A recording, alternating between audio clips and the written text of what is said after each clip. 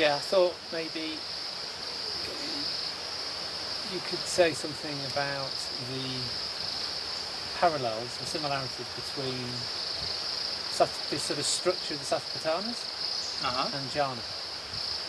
Just something you've been touching on. Yeah. I think the most obvious thing is to, as we repeated countless amount of time in our talks, is the mindfulness. That's what the common thread is. That's basically what samadhi is. Mindfulness that is properly established. So whether you're mindful through Satipathanas, mindful of your body, you can turn that mindfulness then on into practice of the jhana if you start, as the Buddha said, if you start discerning the factors of the jhana, what are the things necessary for the jhana. So it's the same principle. It's the same principle, so that's why I wouldn't necessarily go, oh, this is what's similar, this is what parallel. It's more like, if you have mindfulness established to the certain necessary extent, then if you direct it in the way of the Buddha described what the first jhana is, that's how you enter the first jhana. And what we spoke before, you don't, again, it's a figure of speech. You don't really enter the first jhana as such. It's not like waiting for you and then you do something and then you enter it. It's more like you dissolve yourself into it. So jhana is a state of sit. Jhana is a state of being. State of being that's above the state of sensual being. That's why he said he lives in jhana, having developed it beforehand. A mode of existence. It's a mode of existence. So like imagine your day-to-day life, now you are, and there is a certain level of isness, so to speak, to the things. Well, the isness of a mind who is not in jhana, or mind not developed through wisdom, is isness of sensual domain. So although you might be practicing restraint in regard to sensuality, you are still within sensual domain, which means you're still within the domain of your senses and sense bases. So everything that is, it's within that. It's so you have choice to pursue sensuality or restrain, but it's all within. But it's still within the sensual being. That's the karma bhava. That's karma bhava. That's that's the existence of humans. That's the human existence, exactly. So you need to make the effort to not like, oh, I'll replace this existence with something else, because that will kind of require you, imply that your point of view remains unchanged. So you want to dissolve the existence of karma bhava, and then what you have in return is existence that's above sensuality, which is what the first jhana is. Dissolve it by understanding it. Exactly. So that's what the Buddha described. He comes in, sets up his mindfulness, enters the jhana, and then whether he sits, extends his arm, goes to the toilet, eats, lays down, he's in that divine state of that jhana. Because it's not something you enter that absorbs you and then you kind of come out of it. It really becomes your mode of being. And that's what it says. Having abandoned sensuality beforehand, having abandoned concern, doubt, restlessness, grief in regard to the world beforehand, you start experiencing pleasure on account of that abandonment, and that's how you start living in the jhana. And that's why it is a pleasant abiding here and now. Literally, pleasant living here and now. Everything is pleasant. And in another sutta, incidentally, root of the tree, it was when Anuruddha, the Buddha was encouraging him to practice jhana, and he said, living under a root of a tree will feel like king's palace if you develop your jhana. So it's not like that he doesn't know where he is, he knows exactly, but everything starts feeling delightful, so to speak, because the mind is completely outside of the sensual domain, and that's where the pleasure originates from. Freedom, freedom from burden. Then he goes on and saying, so living under the root of a tree will feel like a king's palace, wearing rough rag, hemp type of robes will feel like cashmere silk. Fermented cow urine and feces will feel like honey and ghee and butter because of the jhana. And what was the other one? Rice. Oh yes, the rough food he gets in Pilbara will feel like the rice served by the kings and curries. So it's not that you like. It's still the same horrible rice that he eats. It's still the same rough robes that he wears. Yet it's felt divine. It's like pure source of joy that you cannot even fathom. because you're still within the central being. So once you withdraw yourself from the central being, wherever you are, you're unburdened, you're free. And it's again many stories in the suttas where the Buddha would be sleeping by the road on that pile of leaves, and a man walks past and says, "Well, whoever slept here last night must have had a rough night." And the Buddha said, "No, among those who sleep peacefully, I'm the foremost in sleeping peacefully." And then he gives him the teaching on account of it. So literally, the roughness, the discomfort, it's not like you're unaware of it, what's happening. You're aware of it and it's pleasant. Yeah, right. It's pleasant, which means what is truly pleasant is determined whether your mind is gripped by the central being or not. Things just are in a different way. Yeah, exactly. Same things externally, but they're lived differently now. Exactly, And that's what Jhana is. That's what first Jhana is. That's why that's enough for Arahantship. But yeah, you can take that further as well. Second Jhana, third Jhana, so on. But it's the same principle of same undoing, of same withdrawal of being into a greater being, into a more purified form of being. So if you really want to enter Jhana, you need to first understand what your current being is. Not like try to escape from the current central being through attaining the Jhana. No. Through understanding the extent of central domain, you free yourself from central domain. You experience then joy on account of that freedom.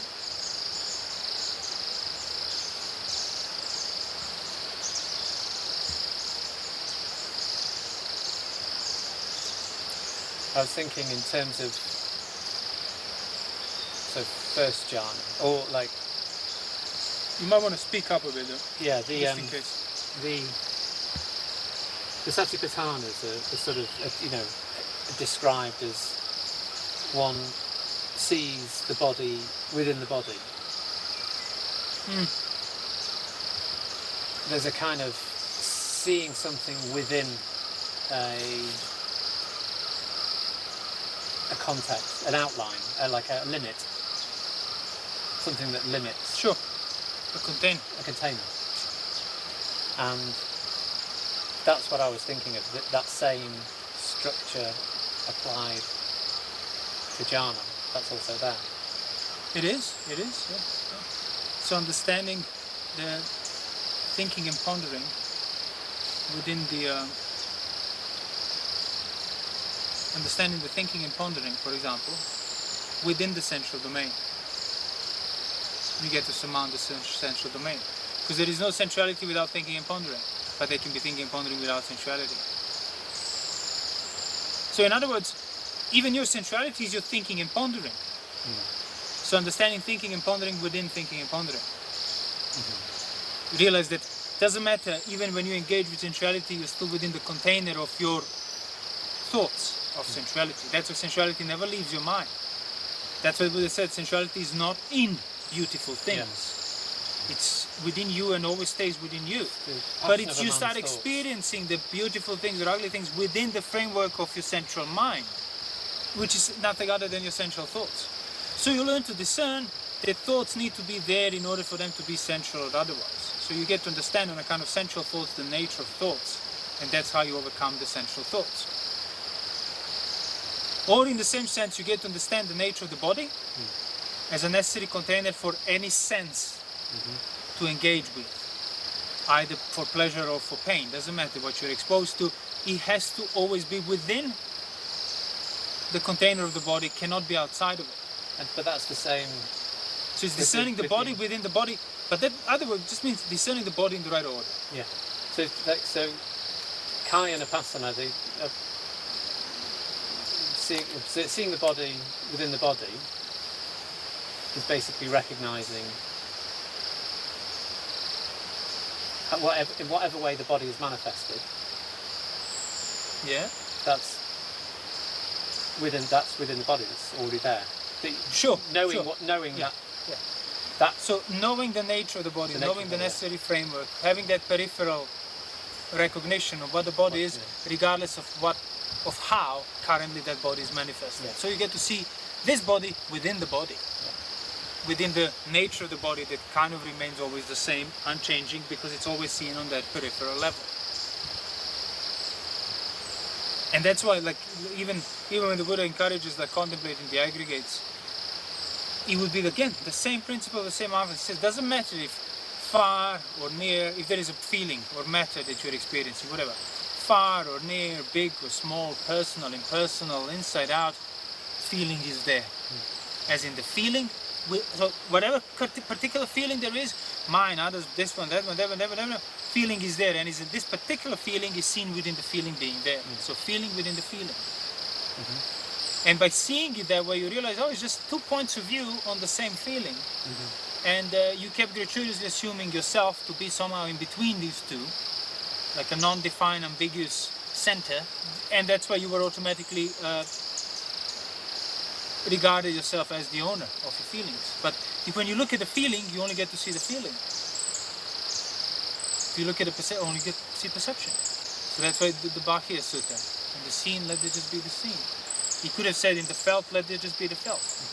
As in, not just, oh, just pretend there's no problem with what's felt. No, see felt within the felt. And then you realize that picture does not require you or your ownership. There's no room for it.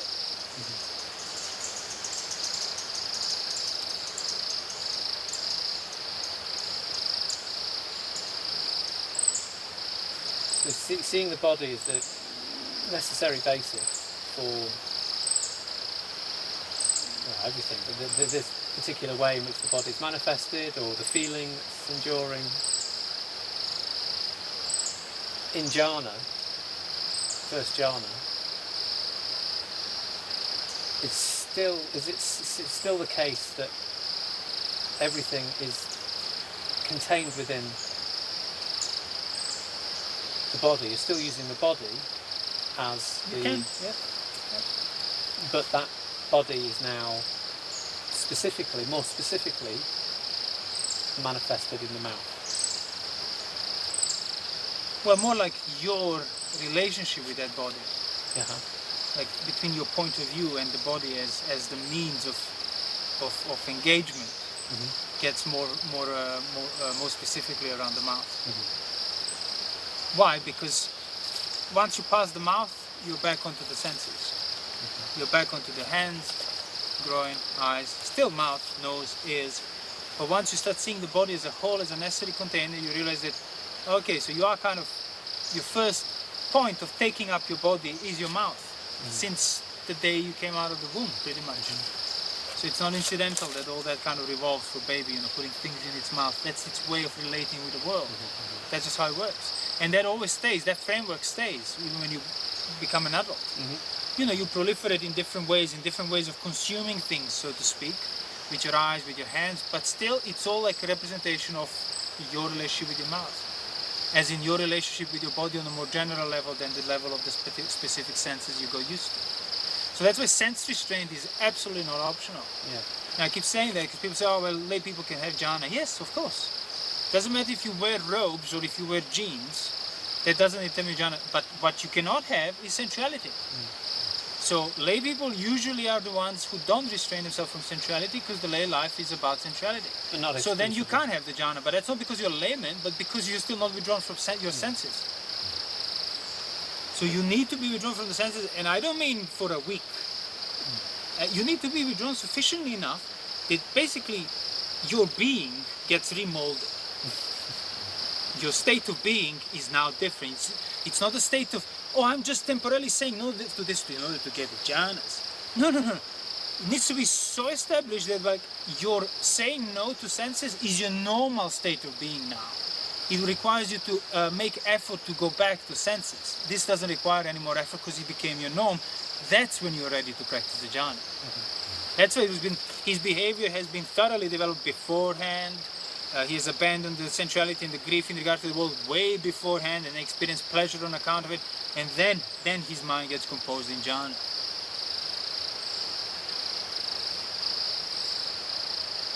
And that's what it said in the first jhana, back to what you said, oh, the body's still there. Yeah, of course. It said in that sutta, one by one, to Sariputta in Majjhima Nikaya, he describes the usual factors of the first jhana, thinking and pondering, so on, and then says, contact was there, perception was there, basically intention, attention, that was all there. So, and that's what Putujan's experience has as well. So the only thing that wasn't there was sensual being. So you realize, my experience gets different. My experience gets purified, but it's still the same framework of the same experience. And that's exactly how Sariputta would know that there is more of this development before he gets the development. He wouldn't get the second jhana and then say, oh yes, there is more. He would say, oh, is there more? Oh yeah, there is more. Then he would develop more and confirm that there is more. Because you realize the same framework still carries on. So he basically was asking himself, how far I can take this? And he took it all the way up to the sensation of perception and feeling. And that's exactly what I mean. So your state of being now, the framework of it stays the same in the jhana, minus the sensuality and pressure of the senses, organs. And that's why everything becomes delightful, because everything is light, free, not pressuring completely. Literal, like perfect equanimity. Whichever way this goes, it's going to be pleasurable. The pain of not if I get it, but then if I don't, so there's a implicit risk, it's just gone. The entire domain of that kind of dependence and exposure, gone, entirely gone. And that's why the Buddha described it. Yeah, attention is still there, contact is still there, perception is still there, feeling is still there, and perfect mindfulness is still there. It's not that he went into like you enter first jhana, you enter like a transcendental state, outside of your aggregates or something. No, it's more like you fell asleep. Yeah. And drank the Dhamma.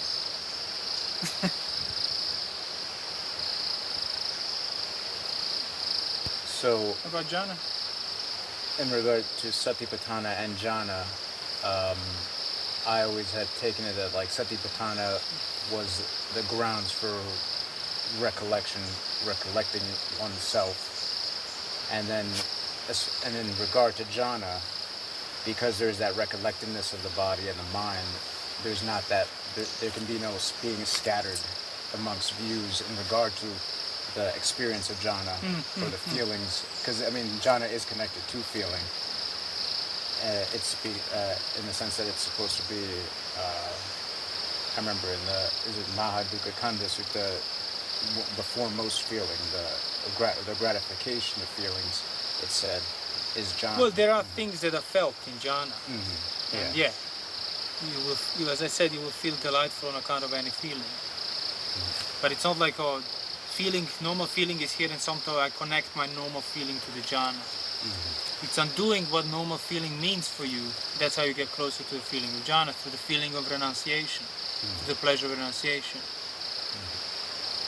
So as I said, like you said, Satipatthana is the basis. Well, Satipatthana is the basis and stays the basis. You don't reintroduce something new then within Satipatthana. It's still the same Satipatthana. It's still the same principle of the same mindfulness. Just instead of being anchored with seeing body within the body, you see thought within a thought, or you see mouth within the mouth as the point of engagement with the body. And that's the jhana. But it's still the same mindfulness.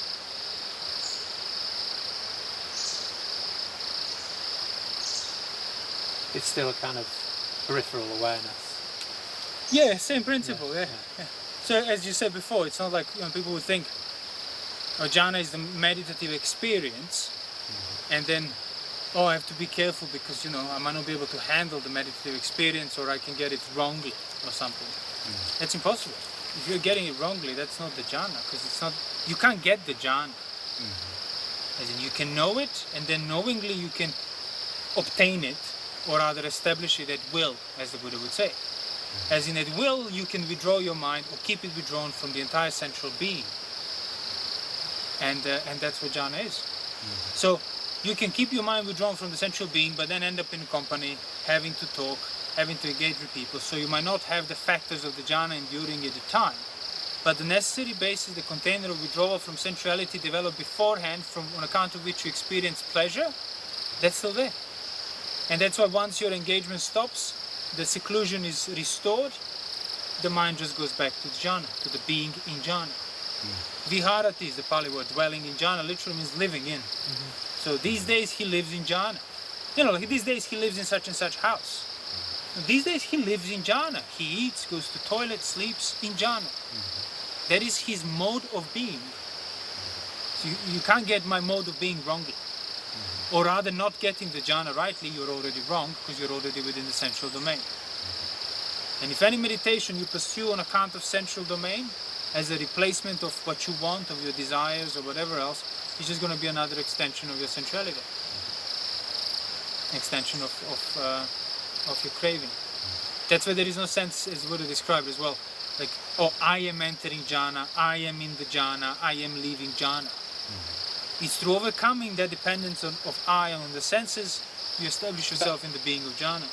But I think there is that I and entering jhana for a patujana, because it is theoretically, like according to the sutras anyway, theoretically possible for someone.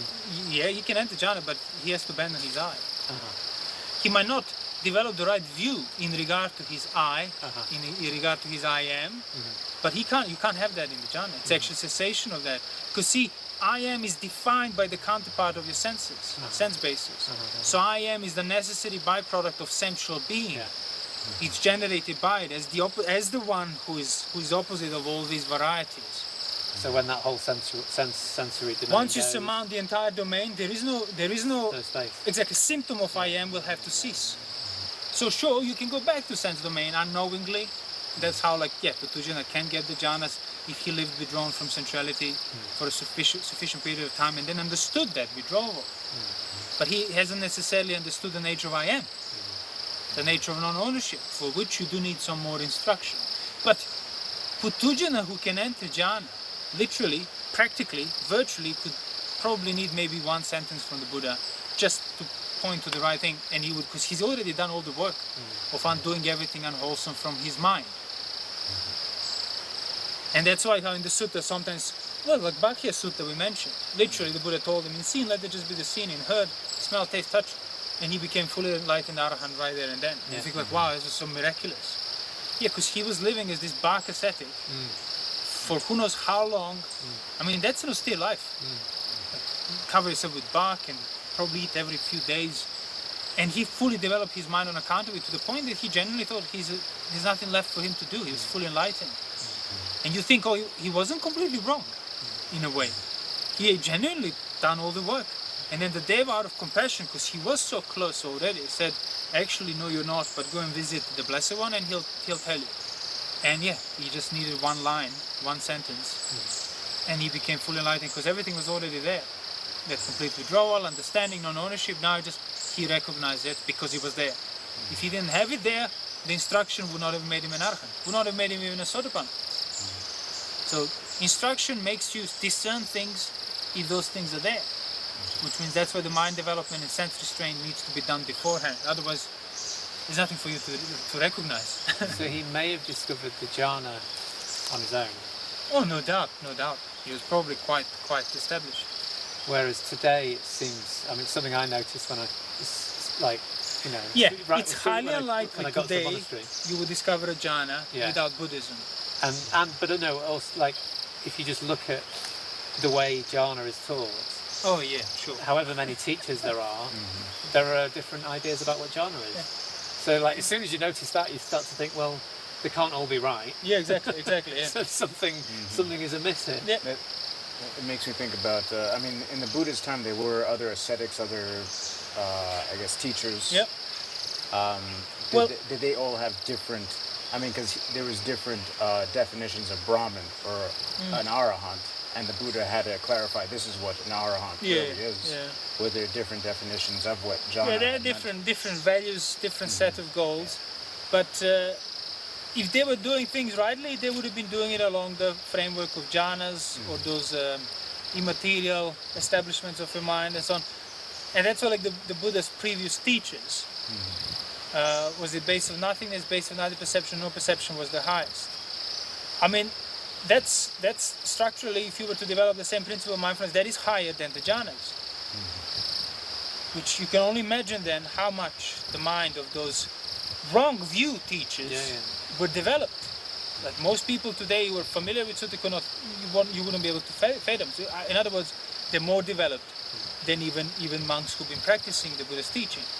Because neither perception nor perception, it's quite a development of the mind. It's not a miraculous, spontaneous, mystical attainment. No, the Buddha referred to it, neither perception nor perception, the same one that then he was teaching, just with the right view.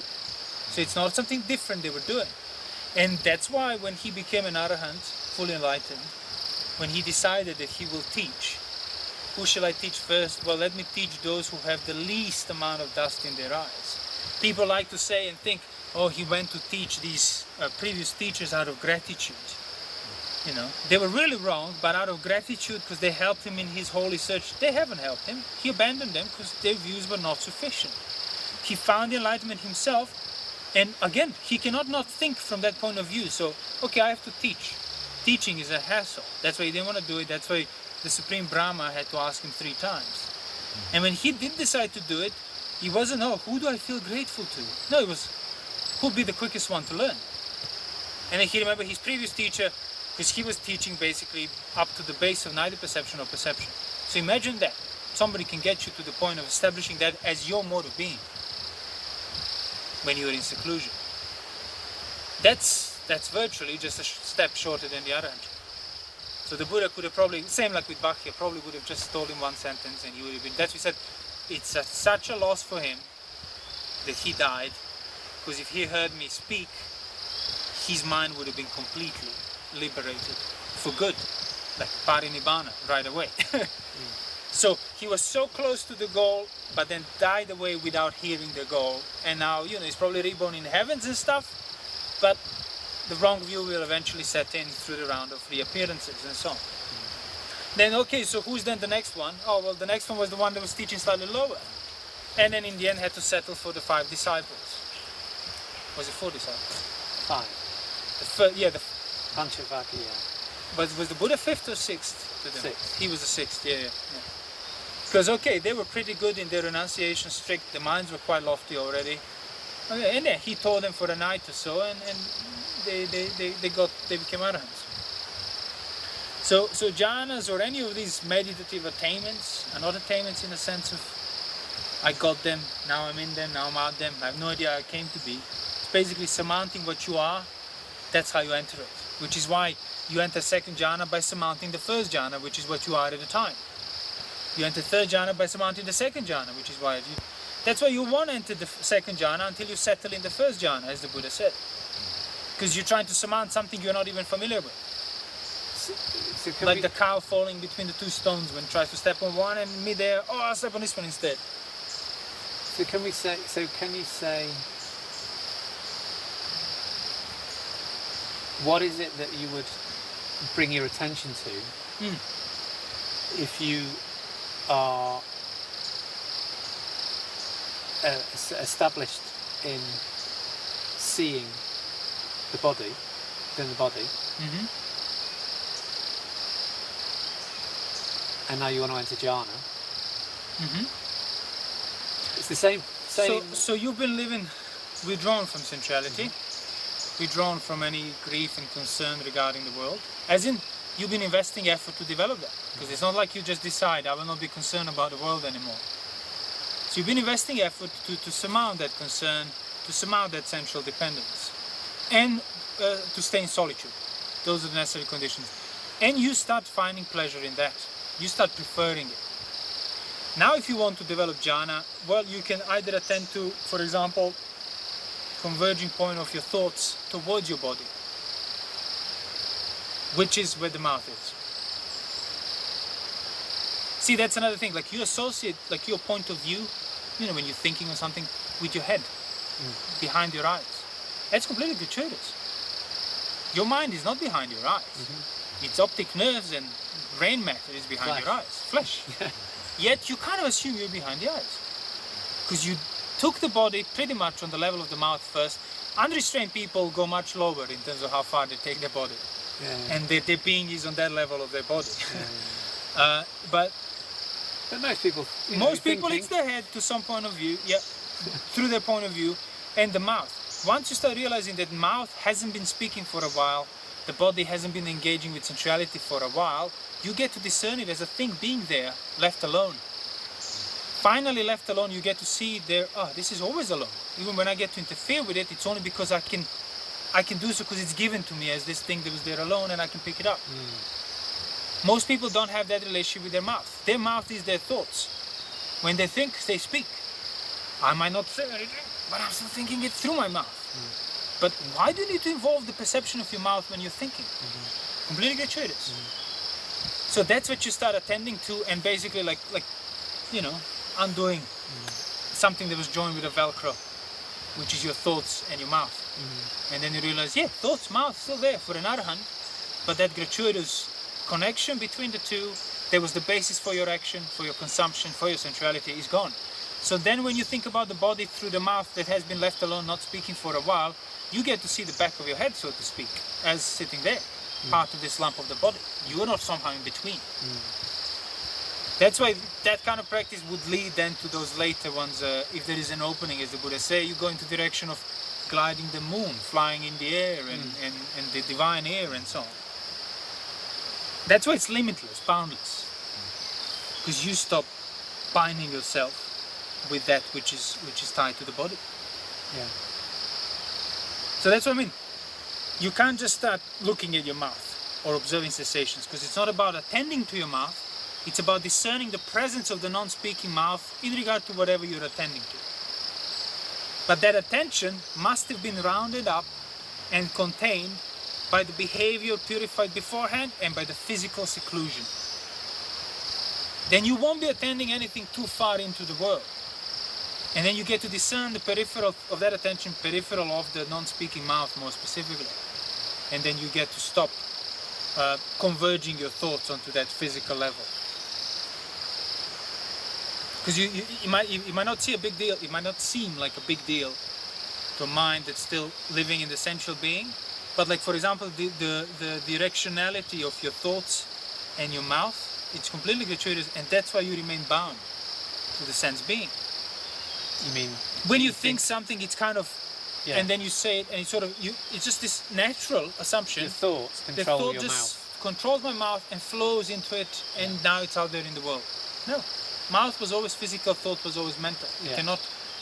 They cannot like spill into each other's domains. One is not the master of the other. And one is not the master of the other, exactly. And then you realize that non-speaking mouth is the necessary basis for your speech.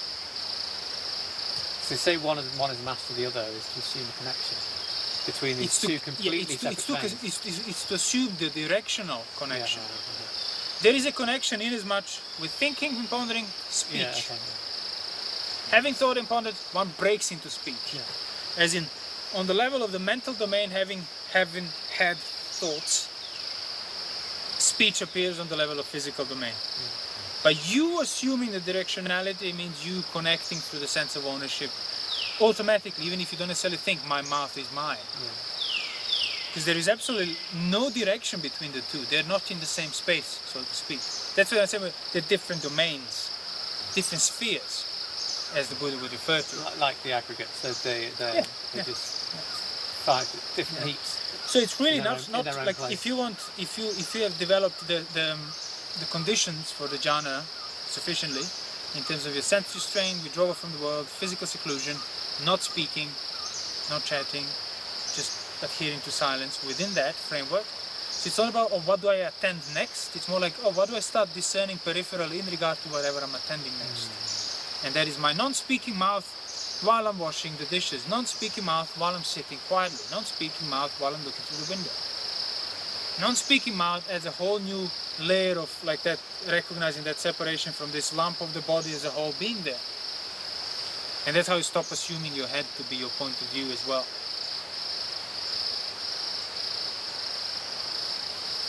And the non-speaking mouth as the body. Exactly. Non-speaking mouth stands for that which body is. So instead of body is my hands, or say no, body is my feet, body is my groin, body is my belly, everything now, body is the non-speaking mouth, the entirety of the body. So non-speaking mouth becomes like a gateway. Like a gateway for that which used to be the body you used to engage with. So anything else that you go back to the body has to be within the container, within the doorway of the non-speaking mouth.